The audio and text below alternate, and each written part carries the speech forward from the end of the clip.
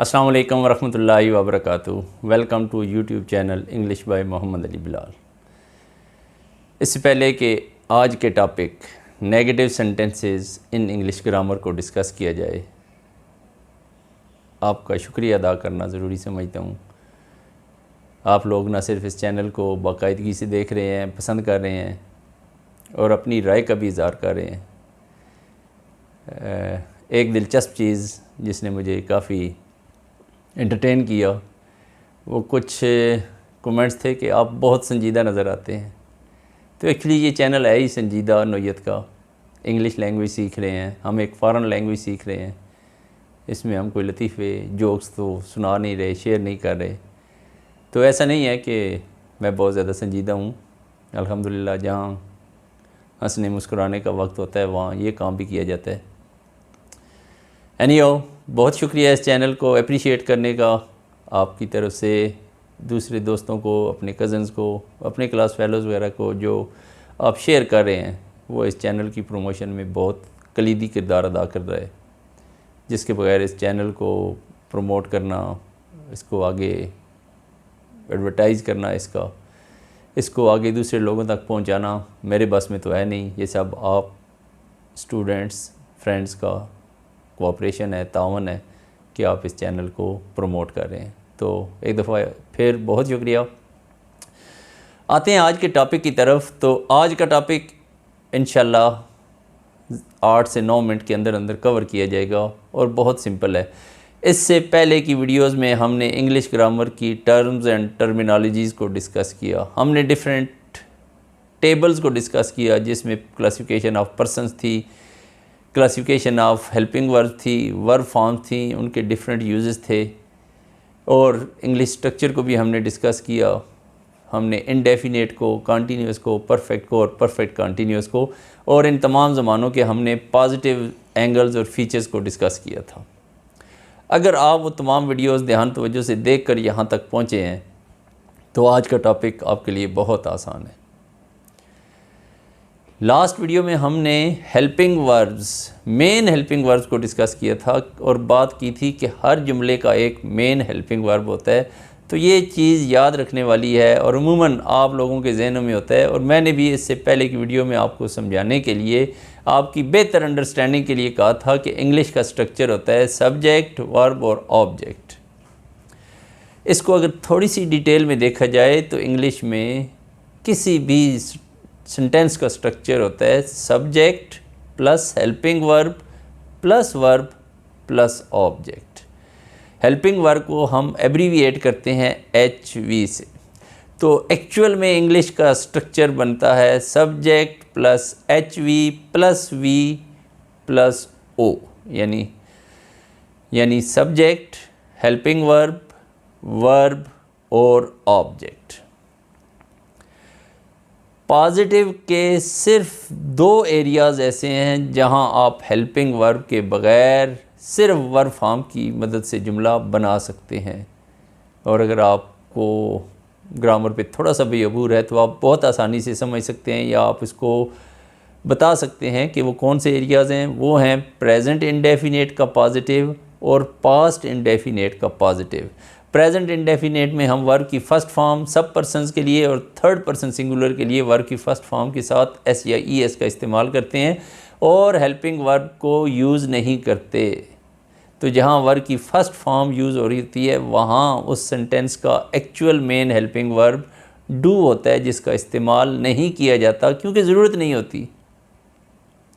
इसी तरह वर्ब की फ़र्स्ट फॉर्म के साथ जब S या ES का इस्तेमाल किया जाता है तो वो प्रेजेंट इंडेफिनेट का पॉजिटिव स्ट्रक्चर बना रहा होता है, जबकि सब्जेक्ट आपका थर्ड पर्सन सिंगुलर होता है।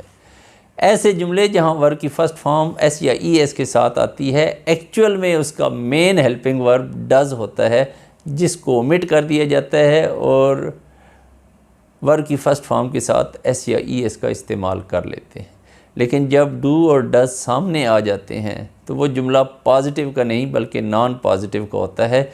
यानी नॉन पॉजिटिव सेंटेंसेस में आपने मेन हेल्पिंग वर्ब को सामने लाना है, जो प्रेजेंट इंडेफिनेट में डू और डज हैं। दूसरा स्ट्रक्चर पास्ट इंडेफिनेट का पॉजिटिव स्ट्रक्चर है, जहाँ वर्ब की सेकंड फॉर्म तमाम ज़िम्मेदारियां अदा करती है, सारी इंफॉर्मेशन हमसे शेयर कर देती है और हम उसके मेन हेल्पिंग वर्ब डिड का इस्तेमाल नहीं करते। लेकिन जब आपका पास्ट इंडेफिनेट का सेंटेंस भी नॉन पॉजिटिव होता है, यानी नेगेटिव हो, इंट्रोगेटिव हो या नेगेटिव इंट्रोगेटिव के दोनों फीचर लिए हुए हो, तो वहाँ डिड को सामने लाना, उसको यूज़ करना ज़रूरी हो जाता है। इसके अलावा पॉजिटिव का कोई भी सेंटेंस ऐसा नहीं है किसी भी टेंस और मैनर में जहाँ उसका मेन हेल्पिंग वर्ब पॉजिटिव में इस्तेमाल ना होता हो। एक दफ़ा फिर कहूँगा कि तमाम पॉजिटिव के स्ट्रक्चर अपने मेन हेल्पिंग वर्ब को लिए होते हैं, सिवाय प्रेजेंट इंडेफिनेट के पॉजिटिव सेंटेंस के और सिवाय पास्ट इंडेफिनेट के पॉजिटिव सेंटेंस के। लफ्ज़ नॉट का इस्तेमाल आपके किसी भी जुमले को नेगेटिव का बना देता है, और नेगेटिव के इस्तेमाल की जगह क्या है, नेगेटिव का इस्तेमाल हमेशा किसी जुमले के मेन हेल्पिंग वर्ब के बाद किया जाता है। लास्ट वीडियो में हमने सिर्फ main helping verbs of any tense and manner को डिस्कस किया था। वो टेबल दोबारा आपको यहाँ पे शो किया जा रहा है और देख लें कि ब्लैक कलर में लिखा गया do, does, did, will, shall, is, am, are, was, were, has, have और हैड। ये अपने अपने टेंस और मैनर के मेन हेल्पिंग वर्ब हैं, जबकि इसके अलावा जो येलो कलर में आपको हेल्पिंग वर्ब्स नज़र आ रहे हैं वो मेन हेल्पिंग वर्ब नहीं है, they are just helping verb. Actually they are helping main helping verb. तो हमने नॉट का इस्तेमाल किसी भी टेंस और मैनर के जुमले में मेन हेल्पिंग वर्ब के बाद इस्तेमाल करना है। जैसे फ्यूचर इंडेफिनेट में ही विल बी वर्किंग, इसका नेगेटिव बनेगा he will not be working. आप he will be not working नहीं कहेंगे, क्योंकि फिर आप मेन हेल्पिंग वर्ब के बाद नॉट का इस्तेमाल नहीं कर रहे, बल्कि डबल हेल्पिंग वर्ब के बाद जा रहे हैं, जो कि ठीक नहीं है। इसी तरह परफेक्ट कंटिन्यूअस के तमाम जुमलों में इट हैज़ बीन रेनिंग, तो इसका नेगेटिव बनेगा it has not been raining. It had been raining, it had not been raining. और इसी तरह फ्यूचर परफेक्ट कंटिन्यूअस के जुमले he will have been drinking the milk, he will not have been drinking the milk. तो सबसे आम point किसी भी ज़माने के मेन हेल्पिंग वर्ब को पहचानना और नेगेटिव बनाते हुए उसके बाद नॉट का इस्तेमाल जुमले को नेगेटिव बना देता है। ये वीडियो इतनी ही मुख्तसर थी, इतनी ही जामे है, जितना पॉइंट डिस्कस करना था वो यहाँ तक डिस्कस हो गया है। आप गुज़श्ता वीडियोज़ में पॉजिटिव के स्ट्रक्चर को देखें और फिर मेन हेल्पिंग वर्ब्स के टेबल को देखें, समझने की कोशिश करें। और नेगेटिव बनाने के लिए एक ही रूल है, in order to make the negative of a sentence we use the word not after the main helping verb of that sentence. यहाँ पर प्रेजेंट इंडेफिनेट और पास्ट इंडेफिनेट का मामला थोड़ा सा पेचीदा है कि पॉजिटिव में उनके main helping verb do, does present में और डिड पास्ट इंडेफिनेट में सामने नहीं होते।